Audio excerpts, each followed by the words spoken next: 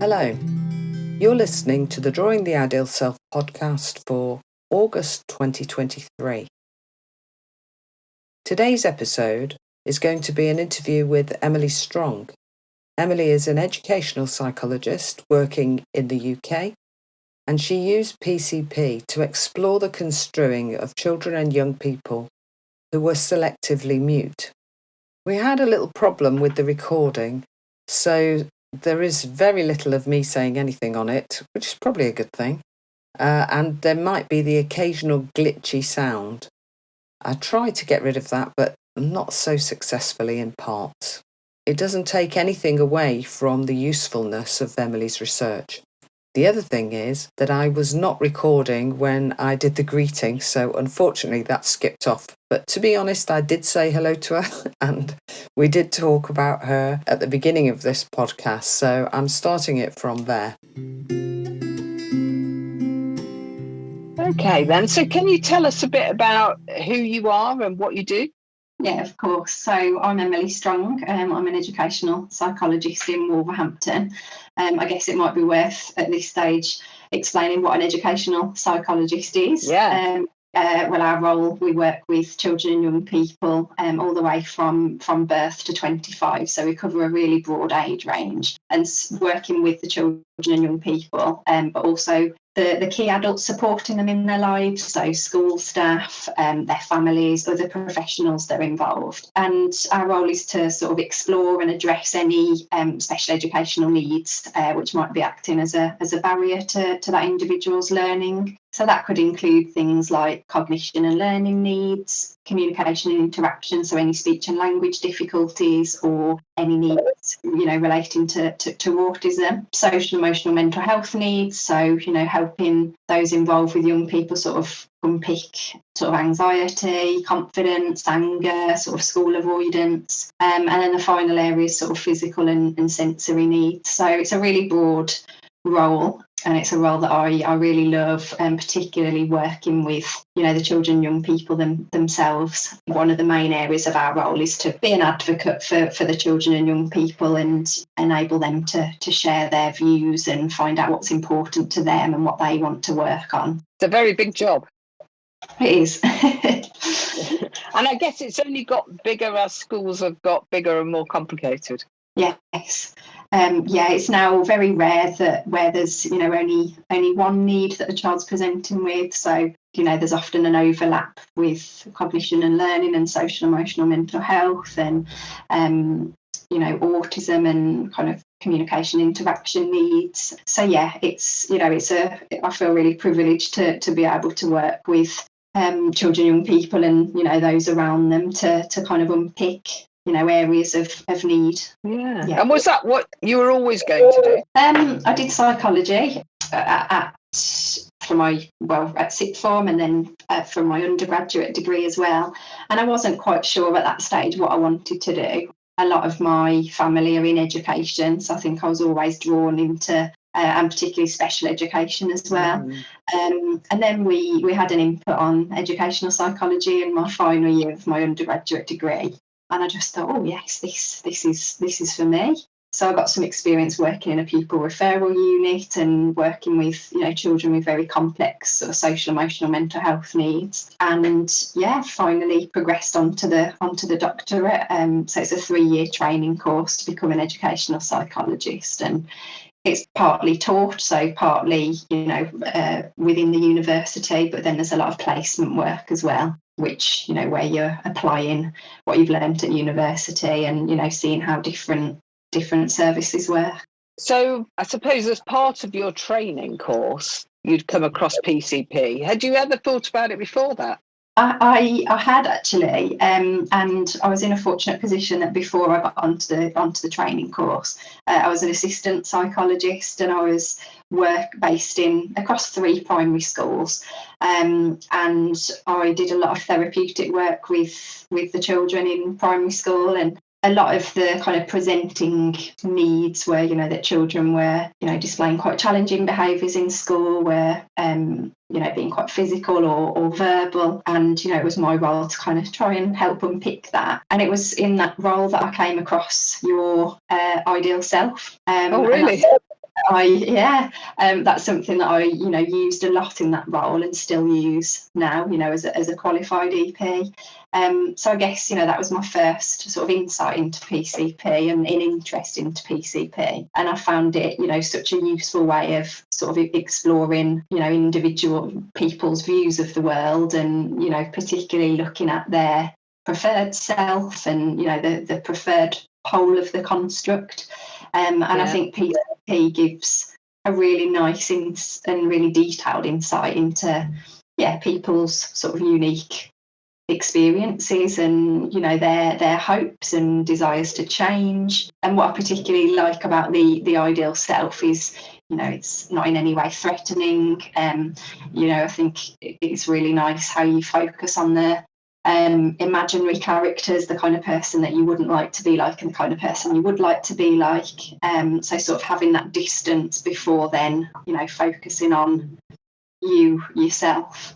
Yeah, so, I use that tool a lot as an assistant. And then when I did my EP, educational psychology training, we covered lots more, PCP approaches. And it was then that, again, it kind of, I was really interested in it and, how people make sense of their experiences. And we did some PCP on ourselves. And I just thought that you were able to, quite quickly get quite deep into, what's important to you in a really creative way.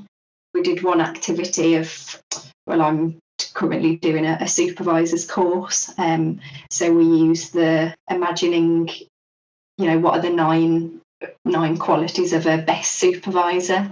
I can't remember what that technique is called, but and I think that really helps to think about, your previous experiences and what you found helpful and what you haven't found helpful. And that really clearly, for me, drew out, the poles that are important to me and that I relate most to. Yeah. And that was at Birmingham?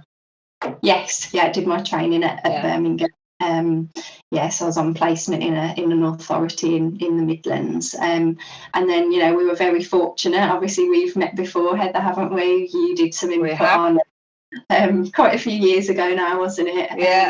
You did some input around PCP. And I remember at that stage, very early on into my doctorate training, I had, an idea for my thesis research, which I'll obviously talk about in a while.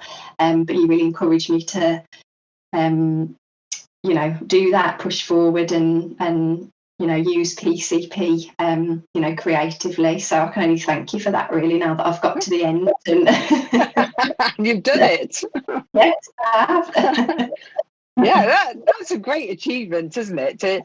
To come up with an idea and to execute it. I know you had to do it for your course, but to be able to do something you're really interested in yourself, which is a lovely thing to be able to do.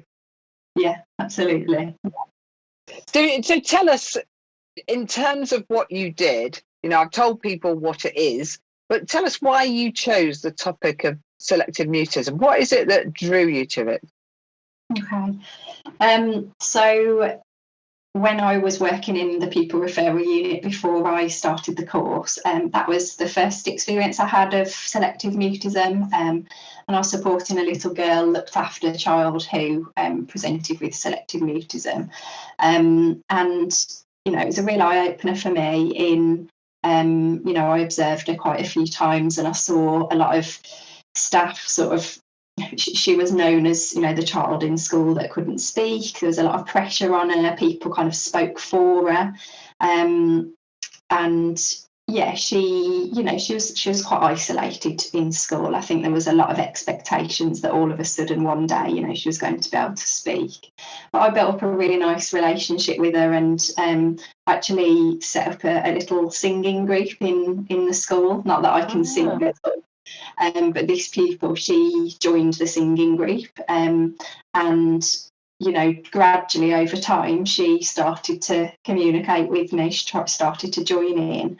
And it really just, I guess, made me reflect on, my approach with her, really. And then it got to the point where there was a LAC review and she'd asked me to sort of go in with her to represent her views. And I think that really just reinforced to me, the importance of relationships and, so that was my first experience of selective mutism. And then when I was on the training course and I was on placement in an authority, I was thrown in at the deep end on one of my first cases and given as we often are, given a case, I was asked to do some CBT work with a little boy in year 6 with selective mutism. Right. He, unsurprisingly, he'd been discharged from CAMS, the Child and Adolescent Mental Health Service, for non-engagement. But obviously, traditional interview, techniques, CBT, we know is a talking therapy. Obviously, that didn't work for him. So I spent a lot of time with him over the weeks. I did about 10 home visits, I think. And what I thought, I can't go in with my agenda here. I think everybody else's agenda was to make, he was transitioning from year 6 to year 7. It was obviously a really big, important transition. And everybody around him, I think, were thinking he needs to be able to talk by the time he gets to secondary. But I really reflected on, we need to find out what's important to this young person. Does he see his selective mutism as a barrier for him? What would he like to achieve? What's important to him? So I sort of tweaked the kind of CBT intervention and sort of found, worked with him to find out his views, his hopes, and he made some really nice progress. I mean, he didn't speak to me, at all during the intervention, but I found out his views by writing, by using Lego, by using card sorting activities. And he identified that he really wanted to speak to one particular member of staff in school. So we worked together to break that down, and he did. He achieved his goal. So that was, so lovely for him, so lovely for me, and I think for parents and school to see that he'd made some progress, but it was personal to him. It was meaningful to him. So I think that that experience really made me think selective mutism is thought to be quite a low incidence phenomenon, but I guess because of my sort of interest in the area and experience, I come across it more and more now. And, the most important for me is that we really understand the condition, the difficulty from the experts themselves, who are obviously those, children and young people who experience selective mutism. As part of the EP training, I have to do a piece of research, quite a detailed piece of research. So I decided to adapt your ideal self technique to gain the views of children and young people with selective mutism. Yeah. So that experience with that first child, it made sense to you, I suppose. Thinking of that from a PCP point of view, you were able to construe what was going on, and you were able to think, okay, I can use this again, this kind of approach, and build on it to make something that might work with more than one child.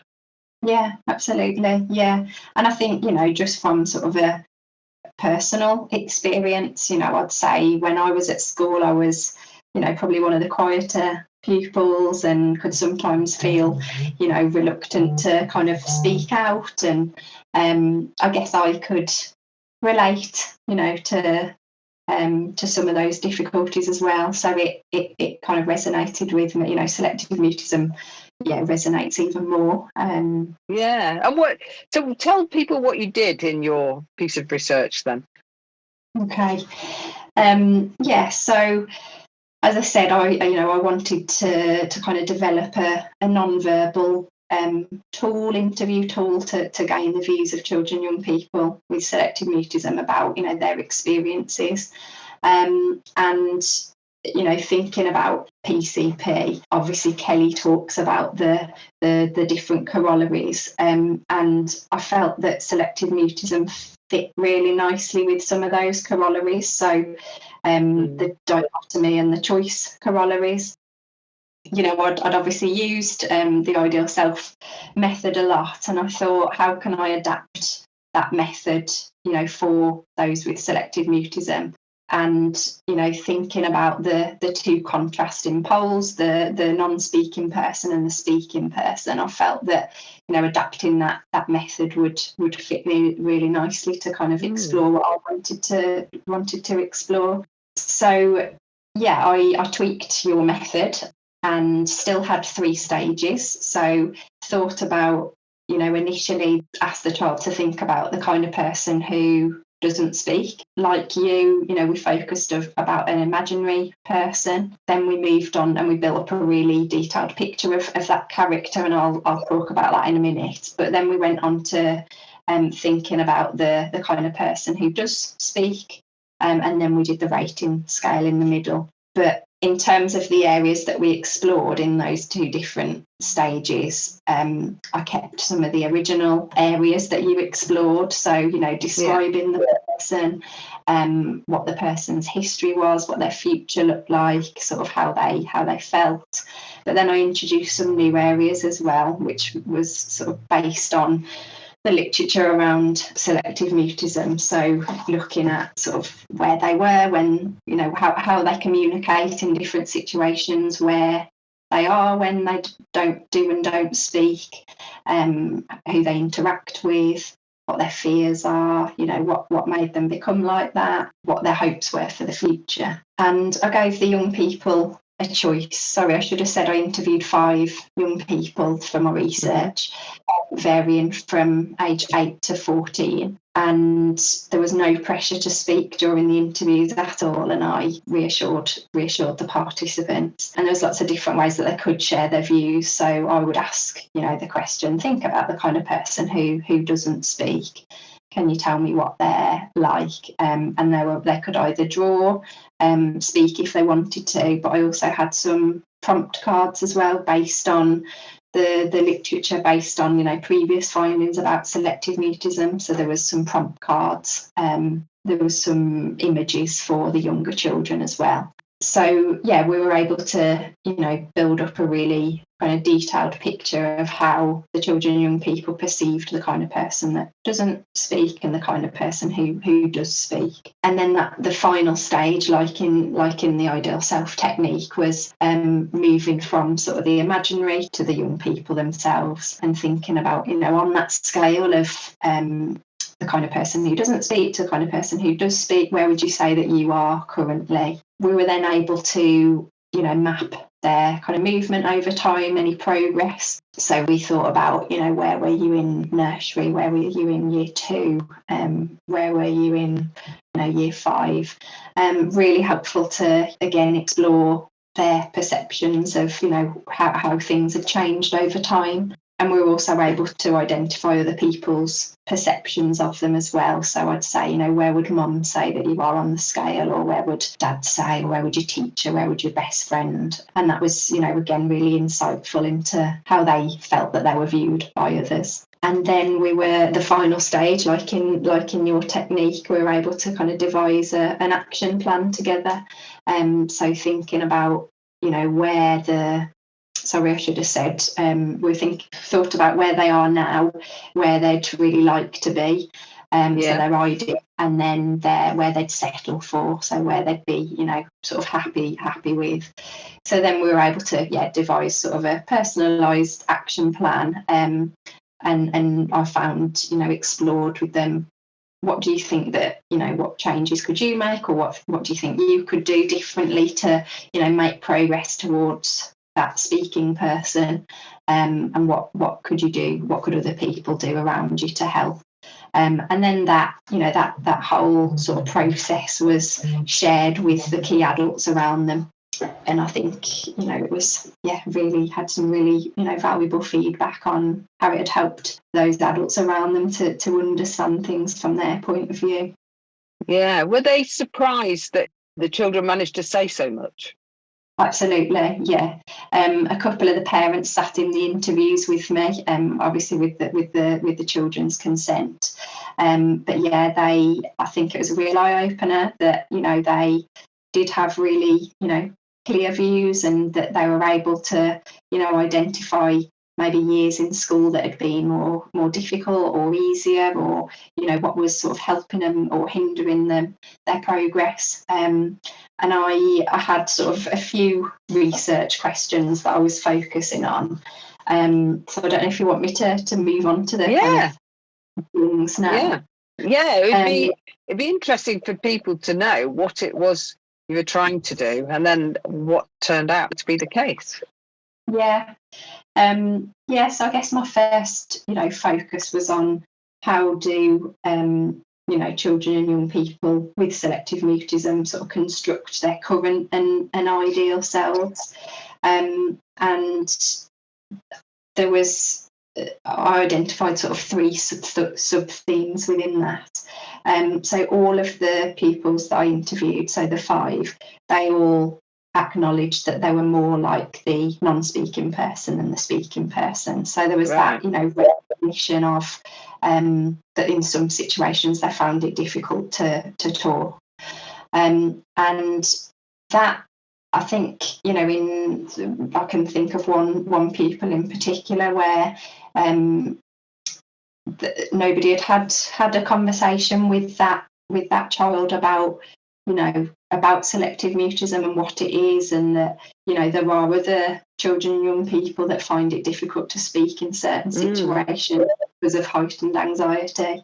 And I think this technique sort of allowed for that gentle conversation in quite a safe supportive way. So they all acknowledged that they were more like the non-speaking person, and they all expressed a desire to change. So where they rated their ideal self as much more like the speaking person than the non-speaking person.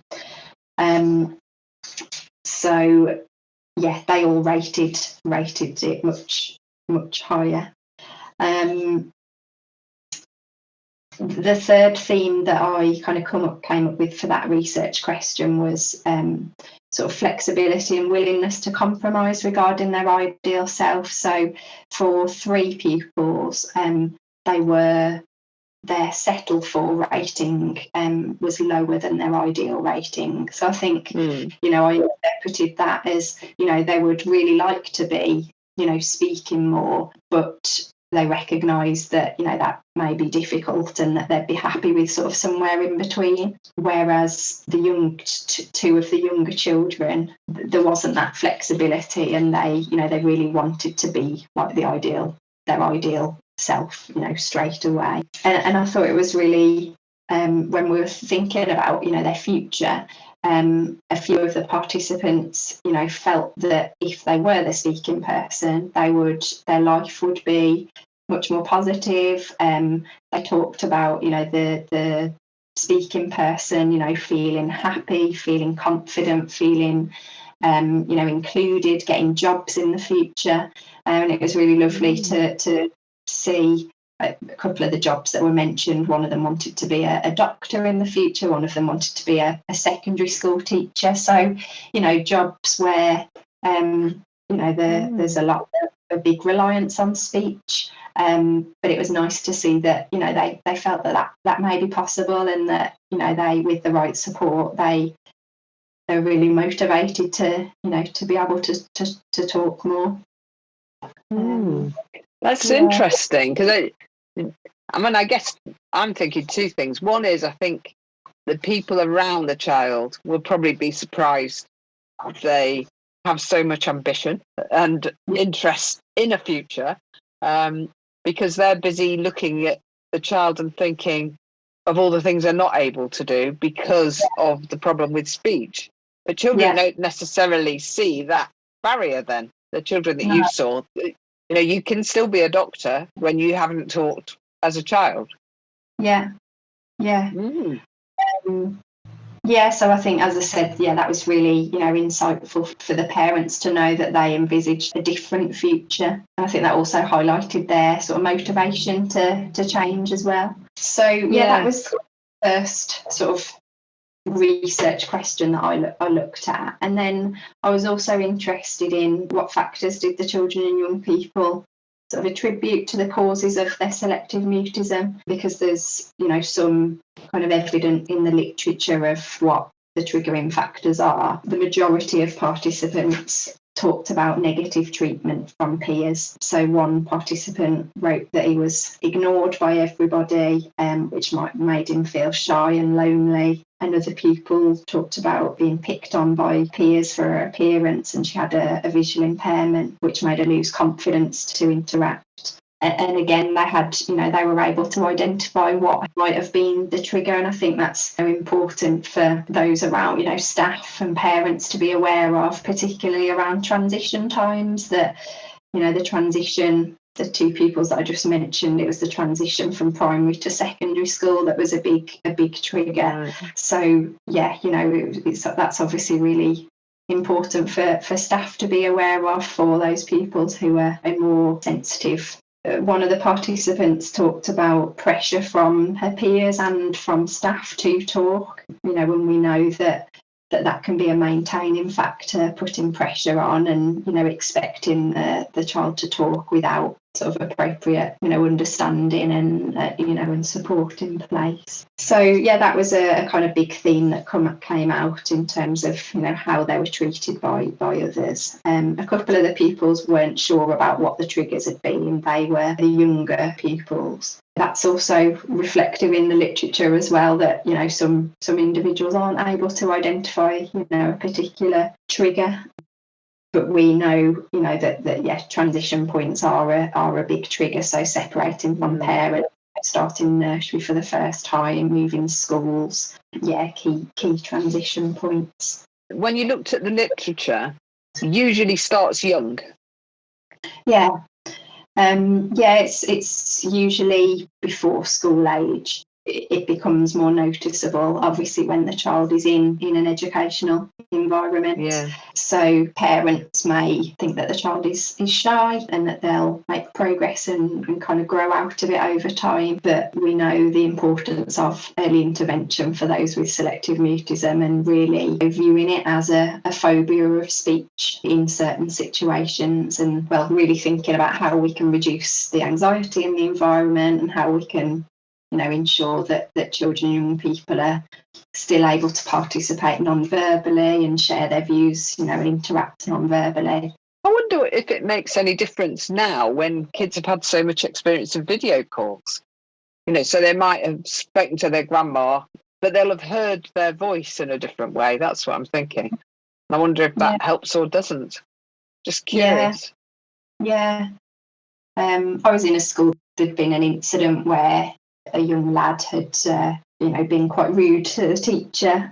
He found it very difficult to apologise to her face-to-face, but he decided that he wanted to speak to her over the phone, so there wasn't that, face-to-face pressure. And now he'll communicate, very readily with her by phone, by email. So sometimes that face-to-face contact can be overwhelming, can't it? But I guess just going back to my research and other things that I found, it was really interesting to kind of interpret participants' sort of movement over time. And, they were able to really clearly identify years in school that had been easier or more difficult. So I break that down into two sort of subsections of factors that had helped facilitated their progress and factors that had hindered their progress. Factors that had sort of helped. Participants talked about having friends that were understanding and involved them, who had helped them to not feel lonely. Another participant talked about how one-to-one reading sessions, being taken away from the classroom, away from an audience, had helped. Some pupils mentioned the sliding in sessions with a teacher and peers. What does that mean, the sliding in? So sliding in is a kind of targeted approach for increasing speech when the child is ready. So it's normally in a room away from an audience, just on a one-to-one basis, and the child will start communicating with somebody that they feel comfortable with. So it might be that the parent comes in to start that session, And it might be a very kind of low pressured interaction, quite a predictable interaction at first. So it might be taking it in turns to, say letters of the alphabet or to count. So the young person would say one number and their parent would say the next. And then gradually somebody, another kind of more unfamiliar person is brought in and just observes the interaction, and then gradually they slide in and they take part in the interaction. And then over time, the parent or the person who the child does speak confidently with slides out. So the child is left with that other person. So it's quite a staged approach to increasing speech. Yeah, interesting. And from your experience as the researcher, did you find surprises for you about either what kids had to say or what they could say? Or I think just the level of insight that they had was amazing. I learned so much from the interviewees, and I think that's what I've really thought about, since when I was doing my research and since then, that a lot of the literature, a lot of the knowledge about selective mutism has been sort of constructed by outsiders, so people that haven't got selective mutism, so professionals, parents, looking at their viewpoints of what they feel that the triggers are and what they feel is helpful. But for me, it's so important to understand that insider view, that expert view, because they do have very clear views, and I think they were also able to identify things that hadn't helped them over time, and again that was really helpful to share with their key adults. So just to give you some examples from my research. So yeah, one the pupil said starting at a new school where she'd felt really scared and she didn't have many friends had sort of hindered her progress, and that hadn't been recognised, and she was just viewed as the shy child. Support hadn't been put in place. Other people referred to their friend moving away and then peers picking on them, which made them feel upset and isolated. Also, the kind of pressure and expectations from staff and family members as well. So this really sticks with me, that one of the pupils told me that her science teacher knew she found it really difficult to speak, but he almost went out of his way to ask her questions in front of their class, and paused and waited for a response, and that just reinforced her anxiety and her views about that teacher. So they were very sort of aware of the reactions of others. Yeah. I guess another real kind of learning point for me, when we got to the stage where we were thinking about the action plans, developing an action plan, the children, young people found that stage really difficult. So they'd been able to build up a really good picture of the non-speaking person and the speaking person, and where they hoped to be, but they weren't sure how they would get there. And I just concluded my research really in saying that's where the role of an educational psychologist or a member of staff who knows them really well in school, or parents, or everybody working together, that's where the importance of collaboration and guiding that young person to enable them to meet their individual goals. Yeah, and what would you say are the kind of key points that you would have for other people who'd be involved in assessments of young people like this? So I think kind of my main reflections and sort of implications is that children, young people with selective mutism do have clear views and really good insight into their experiences, if they're given the tools to do so. So I think it's really important to be creative, to be flexible, to provide non-verbal ways of expressing their views, where there isn't any pressure to speak. So I use card sorting activities a lot, even with pupils without selective mutism, and I think it's a really nice sort of non-threatening way to really sit. It's important. But I think another reflection is, just the importance of working with those around the child to help them to understand, the child or young person's viewpoint about their selective mutism, and what they find particularly difficult, what they what progress they want to make, who they want to be involved, what their hopes are for the future. Yeah, so I think really involving the child or young person in those decision-making processes and advocating for their views, really. Yeah. Do you think that, for people, say, in your role as educational psychologist, there's a process they can follow? I noticed in your thesis you've got a nice little process map towards the end. I think it's in the appendix, actually, about how someone could take it forward in terms of a case.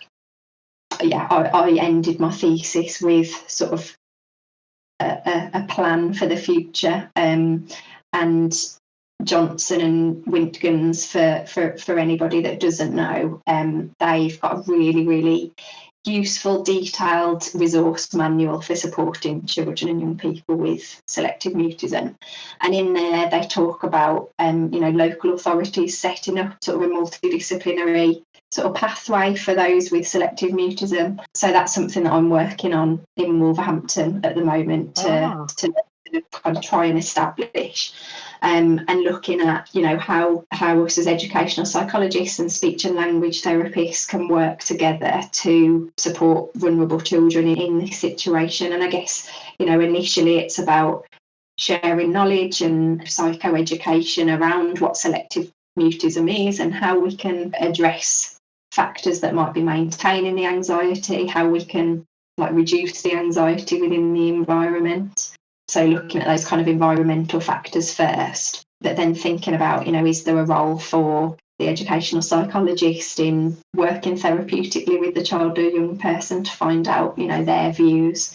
Is there a role for the speech and language therapist to identify are there any underlying speech and language difficulties that might be contributing as well? But ultimately, it being a kind of team around the child and everybody working collaboratively to understand what's important for that individual. So that's something that I'm working on at the moment and hoping to do.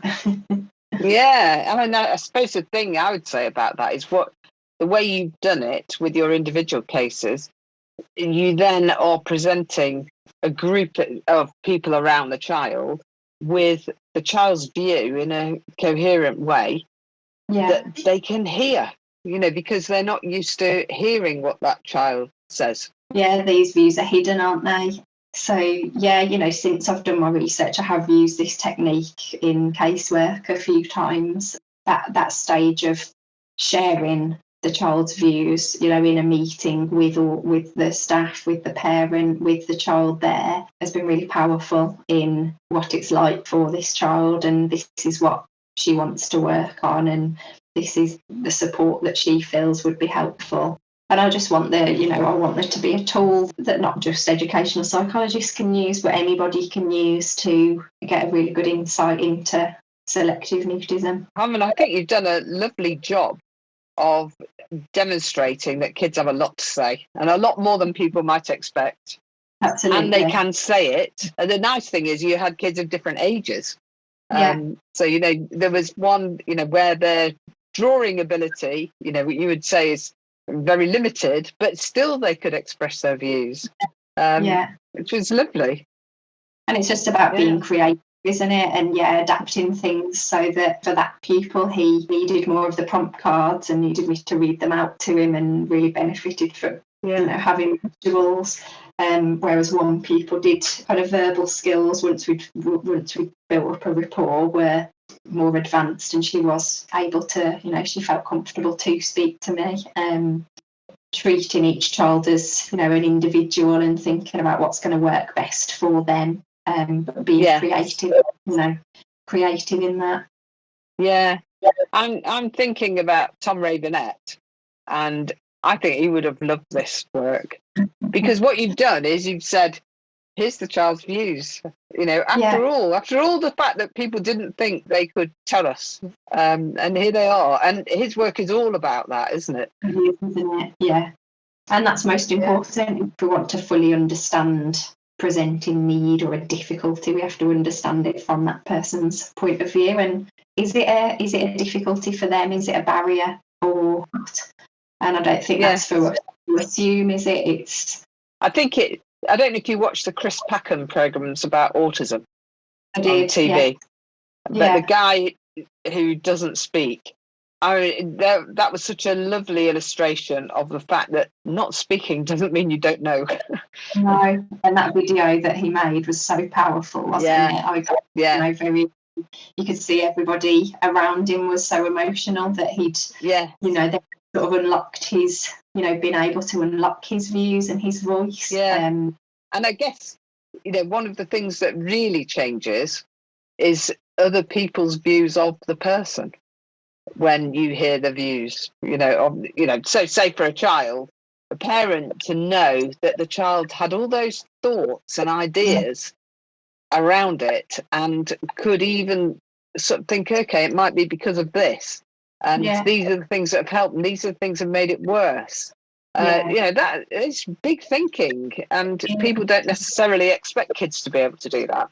I got some really lovely feedback about that technique, and from the parents and the children themselves, that it had allowed them to share their views and to share things that nobody had ever kind of approached with them before. Great piece of work. You're working in Wolverhampton now, and I guess you're taking PCP into your work. So if people are interested, is there a website for the EdPsych service? There is, in Wolverhampton, yeah. Okay, so we can put a link for that in. Would you say that PCP, there is an interest amongst staff in your service? Yeah, obviously me, and I've shared my technique amongst the service. I think one of the real strengths of Wolverhampton is professional autonomy, so people are able to follow their interests. I've been able to really take my interest around selective mutism, and as I said, I'm working towards that, developing a pathway for the city, but other colleagues have got different interests, and we're all able to use the techniques, the approaches that we feel best fit for the casework. Good. So I'll put a link into your thesis, obviously to the university library, if people want to read the whole thing, which I'm sure some people will go away and read it. If people are interested, because I'm thinking there might be other people who are trainee ed psychs or assistants or teachers who are thinking, I'd like to do some further work on this. Are you comfortable if people email you to say to you, this is what I'm thinking of doing, what do you reckon? Of course, yeah, no problem at all. I'd love to hear from anybody. I did actually link up with another trainee a few years ago after I'd qualified, who further adapted the ideal school technique. Thinking about, for children, young people with selective mutism, what environmental factors are important, what kind of school, what approaches do they want from staff, what would the classroom look like. There are possibilities and, a lot of ways that we can further extend this work. So, always happy to, to speak. That's great. Yeah. Brilliant. Thank you so much. That's been absolutely fantastic and so interesting. I mean, it's great you were willing to come and talk about it. I know it's a little while since you did it, but the fact that you did it is amazing. That's just such an interesting piece of work. So well done for you. Thank you. And I just want to thank you again for inspiring me to, and giving me the kind of courage and confidence to just go for it. So you're very welcome. Very welcome. I hope you found that interesting and useful. I think it illustrates very nicely one of the uses of PCP in terms of research. So many of you who listen may be, during your training, required to do a piece of research. Think about whether you can use PCP for that. You'll get a different sort of result, and I think that makes for a very interesting discussion. So thanks very much to Emily, and if you are a person who is doing some research yourself and you would like to maybe come on the podcast and talk about it, you can contact me by my email address and let me know. So the email is drawingtheidealself@icloud.com. Thank you very much, and I will see you again in September.